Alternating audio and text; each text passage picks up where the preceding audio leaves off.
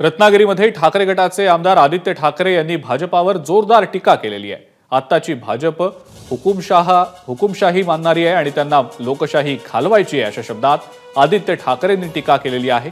तसंच काँग्रेसनं केलं ते डोळ्यासमोर आहे, मात्र तुम्ही काय केलंय असा सवालही आदित्य ठाकरे यांनी भाजपला विचारलाय। गेल्या 5 वर्षात केंद्र सरकारनं महाराष्ट्रावर केवळ अन्याय केलाय। मुंबईतील जागतिक आर्थिक विकासाचं कार्यालय हटवून ते गुजरातला नेलं गेलंय असंही आदित्य ठाकरे यांनी म्हटलेलं आहे।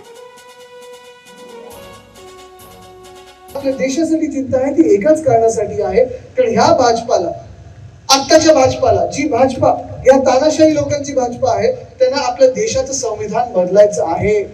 आज आपण विचारत आहोत किंवा भाजपा विचारत आहे की 75 वर्षात काँग्रेसने काय केलं। मी आज त्या भाजपाला विचारत आहे, जर 65 वर्षांचं तुम्ही विचारत होता 10 वर्षापूर्वी तर चालून गेलं असतं, पण ही मधली 10 वर्ष 65 वर्षाची आणि 75 वर्षाची नक्की राज्य कोणाचं होतं? प्रचार कुठच्या विषयांवर होत आहे?